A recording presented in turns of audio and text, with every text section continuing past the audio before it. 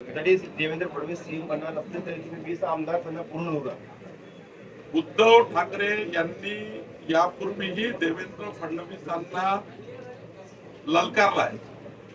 नागपुरात येऊन देवेंद्र फडणवीसांची जमानत जप्त करू अशी सभा घेतली. देवेंद्र फडणवीसजी 40,000 मतांनी निवडून आले.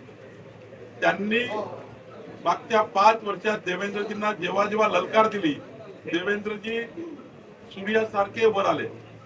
आणि आता तर त्यांनी जे म्हटलंय आपल्या आमदारांना, जर देवेंद्रजी सोबत जास्त ललकारले, देवेंद्रजी सोबत जास्त त्या ठिकाणी आणीबाणी करायचा प्रयत्न केला, त्यांना ललकाराचा प्रयत्न केला, तर उद्धव ठाकरेंचे फक्त 2 शिल्लक राहतील, बाकी 18 गायब होतील. खरं तर त्यांच्याकडेही जे आमदार आहेत ते देवेंद्र फडणवीसांवर प्रेम करणारे आहेत. जर देवेंद्र फडणवीसांना चॅलेंज केलं उद्धव ठाकरेंनी, त्यांच्याकडे 18 पडून जातील. कारण देवेंद्रजी लोकनेते आहेत, सर्वच आमदारांचं काम करणारे नेते आहेत. कधीही पक्ष पाहिला नाही काम करताना.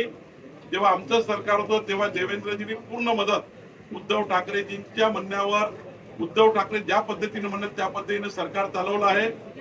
आताही देवेंद्रजींना जर तुम्ही ललकारलं, अजूनही तुम्ही सुधरत नाही आहे, अजूनही त्या ठिकाणी काँग्रेस सोबत बसून आपले हाल करतात आहे.